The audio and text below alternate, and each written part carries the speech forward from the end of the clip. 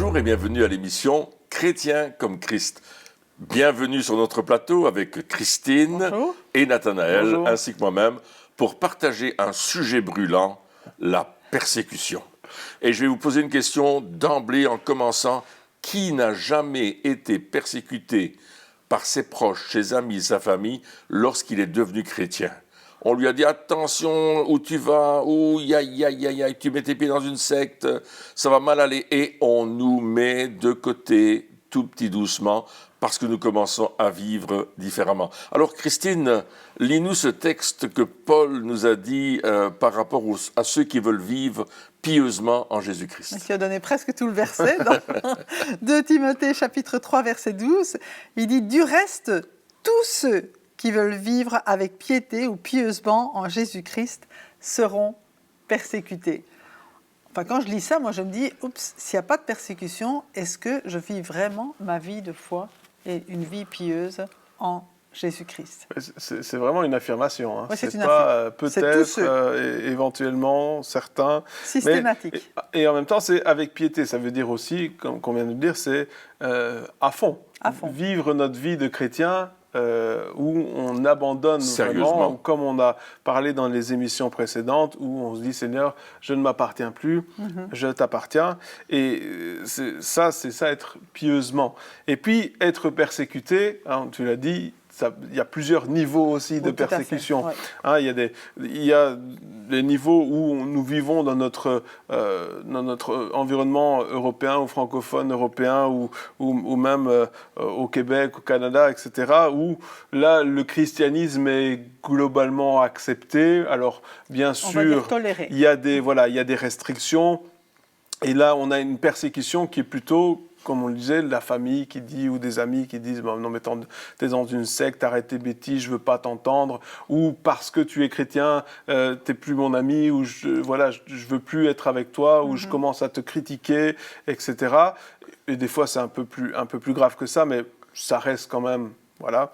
Et puis il y a la persécution physique, hein, la persécution violente, ou là dans certains pays aussi, hein, francophones, où il y a vraiment cette persécution où les chrétiens sont tabassés, sont mis à mort.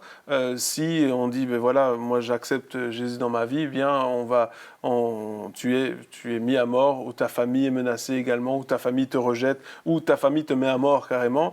Donc là c'est des autres persécutions, mais de toute façon, dans tous les cas, ça reste de la persécution, qu'elle soit physique ou qu'elle soit aussi juste morale. Hein, donc, voilà. Oui, et cette persécution-là, elle a un effet sur la vie du chrétien, évidemment, puisqu'à un certain moment, il perd des amis, il va perdre des relations, peut-être avec qui il était ami depuis des années, qui vont dire, écoute, moi, si tu me parles de Dieu, je veux plus que tu m'en parles. Ne me cite pas la Bible, ne parle pas de ton expérience, je veux pas le savoir. Et ça fait mal quand même, hein, ce genre de relation qui tout d'un coup est rompue, tout d'un coup on est limité par quelque chose. Mais je pense que notre comportement vis-à-vis de ces personnes qui nous rejettent ou qui nous font du mal d'une façon ou d'une autre doit démontrer que Christ vit en nous. Et Dieu va nous donner, par la puissance du Saint-Esprit, la force de résister dans ce genre de persécution. Et c'est pour ça, encore une fois, que nous avons besoin de vivre cette intimité, ce temps de prière, connaître la parole de Dieu, que cette parole devienne une nourriture pour nous, et que face aux persécutions, je vive d'abord ce que Christ me demande de vivre. Et on a de nombreux témoignages de ce genre de choses. Absolument. Et puis, c'est vraiment important d'en parler quand même. De dire que tout ne va pas être rose et violette, que tout le monde ne va pas être gentil avec nous, hein, parce qu'on est chrétien. Même que du contraire, il y a certaines personnes qui sont directement, dès qu'ils savent qu'on est chrétien ou dès qu'ils voient notre manière de vivre, ils deviennent hostiles à cela parce que, eh bien, il y a un combat, et on en parlait il y a quelques émissions, il y a cette réalité spirituelle, et lorsque nous vivons pieusement en Jésus, lorsque nous voulons accomplir la volonté de Dieu et que nous sommes en train de le faire, nous avons un impact dans notre société, nous commençons à faire des dégâts. On dérange, On fait des dégâts dans le camp adverse. Hein, si on veut prendre cette vision militaire des choses, on commence à faire des dégâts dans le camp adverse. Et forcément, il va y avoir une réaction. Lorsque quelqu'un est attaqué, il se défend. et c'est pour ça que nous allons être persécutés, parce que si nous appartenons à Jésus-Christ, si nous sommes des enfants de Dieu, eh bien, autrefois, nous n'étions pas enfants de Dieu. Nous étions enfants, notre père, c'était le diable, le père du mensonge, et les personnes qui n'appartiennent pas à Jésus, il n'y a pas de zone grise. C'est soit on appartient à Dieu, soit on appartient au diable. C'est l'un ou c'est l'autre. Soit on est dans la lumière, soit on est dans les ténèbres. Et ceux qui ne sont pas dans la lumière sont dans les ténèbres. C'est pas pour ça qu'on doit les rejeter, mais on doit être conscient qu'il va y avoir une confrontation de puissance qui sera là. Et puis on leur apporte la lumière. Oui. Voilà. Parce que c'est ce qu'ils ont besoin. C'est ça. Et Jésus explique ça très bien dans Jean 15. Il dit « Si vous étiez du monde, le monde vous aimerait, car vous seriez à lui. Vous n'êtes pas du monde, mais je vous ai choisi du milieu du monde, donc vous y étiez. C'est pour cela que le monde vous déteste. Souvenez-vous de la parole que je vous ai dite, le serviteur n'est pas plus grand que son Seigneur. S'ils m'ont persécuté, ils vous persécuteront aussi. S'ils ont gardé ma parole, ils garderont aussi la vôtre. » Donc la parole de Dieu va continuer, et notre vie qui doit refléter la parole de Dieu, va continuer à faire une démarcation entre ceux qui sont du monde et qui veulent rester dans le monde et ceux qui veulent s'approcher de Dieu. Et ça va être par tout notre comportement, par nos paroles, par qui nous sommes devenus en Christ, puisque, comme tu le disais bien, si bien on a changé de royaume. On a changé de camp. On a changé de camp. On est passé du royaume des ténèbres au royaume de Dieu, au royaume de la lumière. Et c'est clair qu'il y a un conflit, mais il y en a qui sont encore dans le royaume des ténèbres, qui, à cause de notre comportement, vont être attirés. Et il y en a d'autres qui sont dans le royaume des ténèbres et qui veulent y rester et qui veulent simplement essayer de tout faire pour détruire cette influence que nous pourrions avoir. Oui, tout à fait. Et puis, en même temps, il faut aussi voir... Parce qu'il dit, comme moi, Jésus, il dit, comme ils m'ont détesté moi, il faut voir la réaction que Jésus avait. Ouais. Et la réaction que Jésus avait, c'était une réaction d'amour. Toujours. C'était une réaction... Jésus ne s'en est jamais pris à ceux qui le détestaient, qui voulaient absolument des pécheurs qui voulaient le détruire. Il s'en est pris aux religieux, oui, mais pas aux personnes qui faisaient partie du royaume des ténèbres. Il les a toujours aimés, ces personnes-là. Et le danger, souvent, c'est de se dire, OK, il y a quelqu'un, on sent qu'il y a une hostilité. Et le danger, c'est que nous aussi, nous devenions hostiles vis-à-vis de cette personne. On se dit, cette personne-là, elle me persécute, moi, je ne vais pas me laisser faire.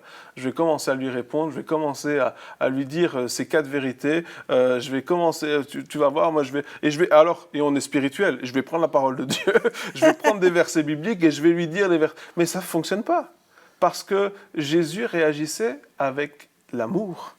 C'est vrai. Et lorsque on répond comme ça, on dit qu'on réagit dans la chair, c'est-à-dire que ce n'est pas notre être spirituel qui réagit, mais c'est notre être charnel, notre colère, on n'est pas content, notre frustration, on veut absolument avoir raison et on sait qu'on a raison, et bien sûr on a raison parce que Jésus est en nous, mais... Et on connaît la parole de Dieu et la vérité, mais ce n'est pas comme ça que Jésus réagissait. Jésus, il aurait raconté une histoire. Et Jésus, il aurait dit, tu sais, il y avait tel et tel, et il aurait demandé à Dieu, Seigneur, qu'est-ce que tu veux lui dire, avec beaucoup d'amour et de douceur. Et on n'a pas à lutter contre la chair et le sang. La confrontation n'est pas dans le naturel. Elle n'est pas en essayant de... combien de fois est-ce qu'on a perdu notre temps, en tout cas personnellement, à essayer de prouver à quelqu'un qu'on avait raison, avec des passages bibliques, à essayer de dire « Ah, mais non, tu sais, c'est la parole de Dieu, elle dit ça, et finalement, la conversation n'a servi à rien. C'était une dispute, ou alors ça ou rien, c'est le même. La personne est repartie comme elle est venue. Convaincue qu'elle avait raison. Voilà, et que nous, on était juste des illuminés qui croyaient n'importe quoi. Tandis que lorsqu'on réalise que cette confrontation de puissance, elle n'est pas dans le domaine naturel du visible, mais elle est dans le domaine de l'invisible, là, on peut commencer à réagir avec les bonnes armes. Et pas avec des armes charnelles, mais spirituelles, où on peut commencer à prier, à proclamer la parole de Dieu, à combattre spirituellement pour ces personnes-là. Et lorsque les rencontres se font, après, il y a du terrain qui a été gagné. Et là, on a besoin aussi d'une provision d'amour. L'amour qui n'est pas naturel. Quand on te fait du mal, tu n'as pas envie d'aimer. Mais il y a cette provision d'amour qui est disponible dans la présence de Dieu pour, malgré tout, aimer la personne. La Bible nous dit que rien ne pourra nous séparer de l'amour de Dieu manifesté en Jésus-Christ. Et quand... Moi, je comprends ça, pas seulement le fait que Dieu va continuer à nous aimer, quelles que soient les circonstances, ça c'est une évidence, mais ça veut dire aussi, rien ne pourra m'empêcher d'aimer quelqu'un. Ouais. Parce que c'est l'amour de Dieu qui habite en moi, et ça, il se reçoit aussi, il se cultive, je veux dire, dans l'intimité avec Dieu. Et c'est ce que des personnes qui sont vraiment persécutées ont pu vivre. Physiquement. Voilà. Persécutées, oui, c'est ça. Qu'ils ont persécuté physiquement et même au niveau de leur famille ont pu vivre, mais c'est surnaturel. Ouais. Cet amour-là, il est surnaturel et il produit vraiment des conversions. On a entendu des témoignages de bourreaux, je veux dire, qui se sont convertis quand ils ont vu cette attitude, quand ils ont vu cet amour. Et on peut voir par exemple l'épisode avec Étienne. Étienne qui, alors qu'on était en train de le lapider, il dit « Mais Père, ne leur impute pas ce péché ». Donc même en mourant, il priait pour ceux qui il était en train de pardonner. De pardonner. Alors même qu'il était en train d'être mis à mort. Ouais, exactement. Et c'est ça, c'est cet amour-là de Dieu. Et puis des personnes qui ont été persécutées. Je me souviens d'un témoignage d'un homme on lui avait brisé les os. Enfin, et il disait justement, mais ça je peux certifier, je suis le témoin que ce passage est la vérité. Ouais. Parce qu'il avait justement vécu cette mort à soi-même, où même lorsqu'il était persécuté, il a pu pardonner à ses bourreaux, et il a pu voir aussi des personnes venir à Christ. Alors tous ne viendront pas à Christ. Non, bien sûr. Il faut savoir, c'est la réalité des choses, même si Dieu veut que tous soient sauvés, mais tous ne seront pas sauvés. Certains ne voudront pas, certains refuseront encore et encore. Des fois, à la dernière minute, ils acceptent, et gloire à Dieu, mais il y en a d'autres qui vont continuer à cela. Mais cet amour qui vient de Dieu, cette révélation de qui Dieu est, cette proximité avec Dieu, nous fait voir les choses, encore une fois, d'une autre manière. Nous fait rentrer dans cette autre dimension, si on peut parler comme ça, en disant, OK, je vais arrêter de regarder aux choses physiques et je vais me dire, mais pourquoi est-ce que cette personne-là me persécute? Pourquoi elle dit ces paroles-là?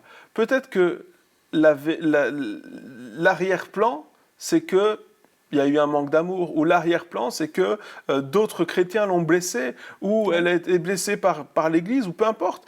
Et là, lorsqu'on a des révélations, lorsqu'on est proche de Dieu, on a ces révélations, on peut, au lieu de s'attaquer aux apparences, parce que ce que les gens disent, c'est une apparence, et c'est jamais vraiment ce qui la racine, on peut s'attaquer à la racine des choses. Et lorsque, je me suis rendu compte que lorsqu'on dit des choses, des phrases qui vont au-delà de la politesse, mais qui parlent à la racine du problème, alors à ce moment-là, il y a une percée qui est faite. Mais ces phrases-là, cette attitude-là est impossible si on réagit dans la chair. C'est pas possible. C'est pas possible. On doit réagir en se disant, OK, c'est normal que je sois persécuté. C'est normal. C'est pas oh, flûte alors, je m'attendais pas à être persécuté. Non, c'est normal. Et dire, Seigneur, maintenant, aide-moi à réagir comme toi, tu réagirais. Ça fait partie de la vie chrétienne. Ouais. Hein, et on voit ça avec l'apôtre Paul. Si on suit le cheminement de l'apôtre Paul dans les Actes, par exemple, on verra qu'il y a des personnes qui viennent d'une ville, qui vont là où Paul se trouve, et qui vont monter un coup contre lui parce qu'il annonce l'Évangile. Et les gens vont venir parler mal de Paul, dire qu'il a fait des mauvaises choses. Et on voit ça quand il est à Philippe, dans la ville de Philippe, par exemple, où il touche pour la première fois le continent européen. Et puis là, il est en train d'annoncer l'Évangile. Et puis, il y a des gens qui disent, mais il a excité tout le monde dans cette ville, etc. Et puis, on arrête Paul, on le bat de verge, on le jette en prison, on l'attache, Paul et Silas sont attachés avec des chaînes en prison, dans la nuit noire, et là, ils chantent des cantiques, ils louent le Seigneur. Ouais. Parce qu'ils ont été trouvés dignes d'être persécutés. Hein, les apôtres ont dit la même chose dans les Actes. Et puis, au milieu de la nuit, il y a un tremblement de terre, les portes de la prison s'ouvrent, tout le monde sort, et le geôlier, le chef de la prison dit « Mais moi, je vais me tuer parce que j'ai mal fait mon boulot. » Et Paul dit « Non, non, surtout pas. Ça, c'est Dieu qui agit. » Et toute la maisonnée se convertit, et Paul les baptise. Ouais. Donc, on voit que la persécution, à un certain moment, et je ne dis pas qu'il faut chercher la persécution, hein, mais on voit que ça, encore une fois, on rentre dans le surnaturel de Dieu. Dieu a déjà prévu quelque chose. Ouais. La même chose avec les apôtres au début des Actes. On voit qu'ils sont persécutés parce qu'ils ont guéri un homme. Ouais. On voit la guérison de quelqu'un, c'est extraordinaire. Cet homme, il est boiteux de naissance. Et Pierre et Jean le guérissent. Et à cause de la guérison de cet homme, on arrête Pierre et Jean. Et on leur dit, mais comment vous avez fait ça? Ils n'ont pas vu l'homme guéri définitivement de son infirmité. Ils ont été dérangés par le fait qu'il y a un acte divin qui s'est produit. Ouais. Et on va leur dire, vous ne pouvez plus parler du nom de Jésus. Parce que Pierre va dire, c'est pas nous. C'est dans le nom de Jésus que cet homme est là et que vous le voyez en bonne santé devant vous.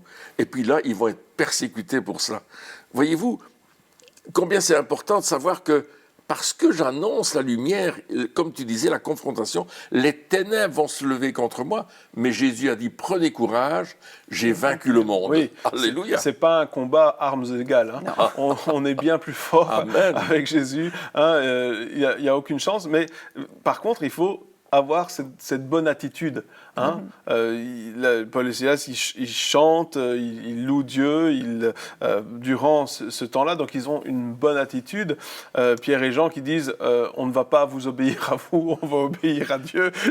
Ils confrontent carrément, c'est comme s'ils cherchaient des problèmes, mais il y a des fois, c'est cette confrontation qui est là, et puis c'est notre attitude de dire ok, je vais quand même continuer, je vais quand même persévérer malgré cela, mais je ne vais pas me battre avec des armes humaines. La louange en prison, ce n'est pas comme ça qu'on sort d'une prison. On ne sort pas d'une prison en chantant. Logiquement, on sort d'une prison en ayant des bons avocats ou en payant des gens qui nous font sortir, enfin peu importe, mais on ne va pas utiliser la louange, on ne va pas commencer à louer Dieu, alors que là, c'est ce qu'ils ont fait. Et il faut qu'on se pose des questions. Comment est-ce que je dois réagir dans une situation donnée, dans un problème donné, lorsque je suis persécuté? Si je me réfère à la parole de Dieu comme exemple, eh bien, c'est très rare où il y a des exemples où on réagit de manière logique et normal. Hein. L'exemple ultime, c'est peut-être Jéricho, où ils ont tourné autour de la ville 7 fois, et encore 7 fois, juste. Et après, tout s'est écroulé. Ce n'est pas comme ça qu'on combat. Ce n'est pas logique. On n'échappe pas à une armée en traversant la mer. Je veux dire, qui s'ouvre en deux. Qui s'ouvre en deux, hein, si on veut faire référence à Moïse et le peuple d'Israël. Donc, nous-mêmes, aujourd'hui, lorsque on parle faussement de nous aussi, hein, lorsque on dit la persécution aussi, c'est tous les mensonges qu'on peut dire, les calomnies, les choses qui sont fausses qu'on peut dire à notre sujet. Et beaucoup, lorsqu'on ment à son sujet, qu'est-ce qu'on fait? On essaye de rattraper le coup en disant non, c'est pas vrai. Alors aujourd'hui, on a les réseaux sociaux, Facebook et ce genre de choses. Et là les mensonges se propagent comme c'est waouh, ça grandit très vite. Hein, c'est waouh. Un petit truc qui est dit et souvent, comment est-ce qu'on réagit? On voudrait se défendre, on voudrait dire « Ah mais non, c'est faux, c'est un mensonge, etc. » Est-ce que c'est vraiment comme ça qu'il faut se défendre? Est-ce que c'est pas plus simple des fois de dire « Voilà, on va laisser aller, on laisse faire et on laisse Dieu nous défendre. » Et on n'a pas besoin de se justifier en disant « Non, c'est faux, etc. » Parce qu'il y aura toujours des gens qui vont continuer à mentir. Et puis, comment est-ce que je dois réagir aussi quand on ment à mon sujet? Oui, Dieu va nous justifier lui-même. Ouais. Hein, et on voit, tu parlais de guerre, on voit Josaphat, où Dieu lui dit, mais écoute, ayez confiance dans les prophètes, alors, et mettez des chantres devant. Oui. Alors, et au moment où ils ont commencé à louer le Seigneur, l'armée ennemie s'est battue l'un contre l'autre. Ouais. C'est ça. C'est pas comme ça qu'on fait la guerre. Et ils ont eu la victoire. Et Jésus, il dit, mais si on vous persécute, réjouissez-vous. Oui. C'est quand même spécial. Là, c'est pas seulement ne te défends pas, ce qui est juste, mais c'est réjouis-toi. Réjouis-toi parce que votre récompense sera grande dans les cieux. C'est ainsi qu'ils ont persécuté les prophètes de Dieu. Réjouis-toi, comme tu disais, d'avoir été trouvé digne de souffrir pour le nom de Jésus. Mais ce qu'on voit aussi, c'est que Pierre et Jean, après qu'ils soient sortis de prison, ils sont allés prier, ils sont allés rencontrer les autres chrétiens qui priaient pour eux, et ils ont quand même intercédé. Parce qu'ils étaient à la fois... ils savaient que Dieu les avait délivrés, mais à la fois, ils avaient besoin d'être renforcés aussi Oui. dans leur foi, dans leur courage. Parce qu'ils sont dépendants de Dieu. Parce qu'ils sont dépendants Exactement. de Dieu. Et Dieu a à nouveau déversé son esprit Oui. sur eux pour leur redonner cette assurance pour, Ouais, pour parce qu'ils se témoigner. sont dit, Seigneur, là, si tu ne viens pas, là, si tu ne donnes pas la force, on ne va pas y arriver. Ouais, c'est on ça. est dépendant de toi, Ouais, on ne peut exactement. rien faire sans Oui. toi. Et même quand on est persécuté, on doit encore plus, à ce moment-là, être dépendant de Dieu, dépendant des stratégies Ouais. que Dieu va nous donner en disant, comment est-ce qu'on fait comment est-ce qu'on peut faire ça? Tellement de fois, on prend des choix, on prend des décisions, et parce que les gens ne veulent pas, ils n'aiment pas les chrétiens, ou ils ne veulent pas, parce qu'on est chrétien. Je me souviens que lorsqu'on avait débuté l'église, à un certain moment, on avait trouvé une salle, et puis c'était dans une école, et je vais trouver le directeur de l'école pour voir quand est-ce qu'on peut avoir les clés, etc. Et puis le directeur me regarde et il commence la conversation en disant « Vous n'aurez jamais les clés, je ne vous les donnerai jamais, vous ne pouvez pas venir ici », alors qu'on avait eu des accords, hein, mais le directeur m'a dit « Parce que clairement, il ne voulait pas de chrétiens dans l'école, il ne voulait pas d'église dans l'école, il était totalement contre ». Et puis je le regarde, je dis bah ok. Et puis on parle, on a une conversation normale, on parle de la pluie, du beau temps, etc.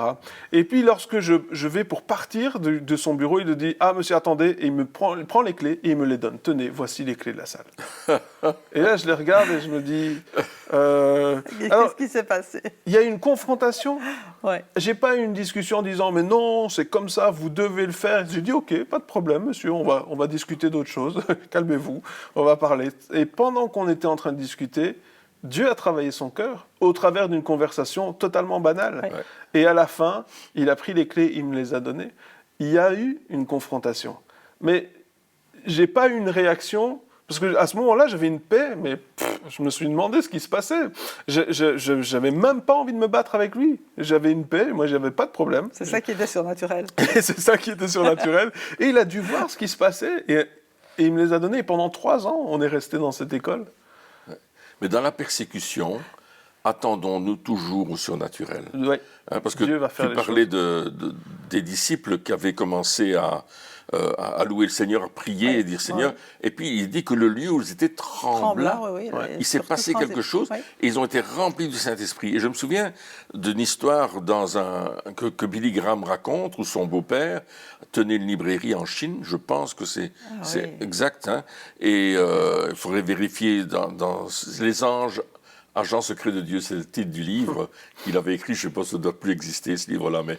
Et il raconte qu'à un certain moment, l'armée chinoise est arrivée pour fermer la librairie. Et le camion militaire, il y a un homme qui est rentré dans la librairie, il était en imperméable, il est rentré dans la librairie et il s'est tenu sans rien dire à personne. L'armée est arrivée avec un camion, des militaires, et les militaires ont cherché la librairie, ils ne l'ont jamais trouvée. Wow. Ils ont fait 5-6 fois le tour en courant, ils ont fait le tour de la place, ils ont cherché, ils ne l'ont jamais trouvé. Et puis ils sont remontés dans le camion, ils sont partis. Et puis l'homme n'était plus là. Ouais. Et le surnaturel de Dieu dans la persécution, le surnaturel de Dieu dans les situations qui sont les plus inextricables. On ne sait pas ce qui va se passer, on dit mais comment on va faire? Et puis Dieu fait tant, il envoie quelqu'un et c'est fait. Et le piège, c'est de réagir naturellement. Ouais. Le piège, c'est de réagir dans la chair. Et pour ça, on est fort. Hein. Et pour ça, on est vraiment les masters. Bon. Mais c'est vrai, on a un master de réaction dans la chair. Et il faut peut-être se poser la question maintenant, et aussi pour ceux qui nous écoutent, ok, la prochaine fois que je vais être persécuté, je vais tester. Je vais essayer, je vais plus réagir comme je réagis d'habitude. Je vais tourner ma langue 7 fois dans ma bouche avant de parler. Et pendant que je tourne ma langue 7 fois dans ma bouche, je vais prier et dire Seigneur, aide-moi s'il te plaît. Saint-Esprit, interviens. Et peut-être de dire justement, Saint-Esprit, je ne peux pas sans toi. Je ne vais pas y arriver sans toi. Je suis dépendant de toi. Et on se rend dépendant de Dieu. Et Dieu aime lorsque nous sommes dépendants de lui. Dieu aime lorsque on lui dit « sans toi, je ne peux pas ». Dieu, il est triste lorsqu'on pense qu'on peut réagir tout seul et qu'on peut s'en sortir tout seul, sans lui. Mais il aime lorsque on est dépendant de lui et qu'on ne peut pas y arriver sans lui. La Bible nous dit c'est quand nous sommes faibles que nous sommes forts. Parce que lorsqu'on est faible, qu'est-ce qui se passe? On se dit « je ne peux pas le faire ». Et là, dit Dieu, il dit « Ah, je suis content que tu aies compris que tu ne pouvais pas y arriver. Laisse-moi le faire maintenant. » Et notre attitude dans la persécution, notre attitude dure, mais même pas juste face à la persécution, mais dans la vie de tous les jours, face aux problèmes, face aux difficultés de la vie, en se disant « Ok, maintenant, Seigneur, je veux plus me reposer sur mes propres forces, sur ma connaissance, sur ma sagesse, sur mon expérience, sur toutes ces choses-là. À partir de maintenant, je veux me reposer sur toi et montre-moi dans le surnaturel, justement. Montre-moi dans le ciel comment je dois réagir. Montre-moi dans cette autre dimension comment je dois réagir. Seigneur, éclaire-moi que je puisse rentrer dans cette réalité du ciel, dans cette réalité du royaume de Dieu, au lieu de toujours réagir dans la chair et d'avoir les fruits de la chair, parce que nous récoltons ce que nous semons. Si je récolte le vent, je récolte le tempo. Non, la tempête. Je sème le vent, je récolte le tempo. Non, la tempête. Mais Seigneur, montre-moi comment je dois faire. Et peut-être avoir adopté cette nouvelle attitude, cette nouvelle manière de fonctionner, où on devient des enfants dépendants de leur Papa Céleste. Je crois que c'est un peu ça Exactement, c'est ça le but. On doit se préparer à la persécution. Je me souviens, il y avait un livre qui était sorti dans les années 80 où il fallait « Quand viendra la persécution », ça s'appelait, et se préparer dans nos cœurs, dans nos vies, dans notre manière d'être, en sachant qu'on peut prendre tous nos biens. Ouais. Moi, je me souviens, un de nos professeurs à l'école biblique nous racontait, il était en Inde, et il avait déménagé d'une région de l'Inde dans une autre région où il annonçait l'évangile. Il était dans l'Himalaya, en fait. Et il annonçait l'évangile. Et comme il n'était pas de cette région-là, en plus, il était chrétien. Il n'était pas dans une autre religion, il était chrétien. Et il vivait comme Christ. On est venu chez lui, on a jeté ses meubles par la fenêtre, on l'a frappé, on les a chassés. Ils sont revenus, ils ont recommencé. On les a chassés à nouveau, on les a persécutés. Alors qu'ils annonçaient l'évangile et qu'ils étaient là pour faire du bien au peuple. Donc, soyons prêts, ayons une attitude, justement, et préparons-nous et ayons cette intimité avec Dieu qui va nous aider, justement, à réagir correctement face à la persécution. Eh bien, chers amis, merci de nous avoir suivis encore pour cette émission et on se retrouve très bientôt pour la suite. Au revoir.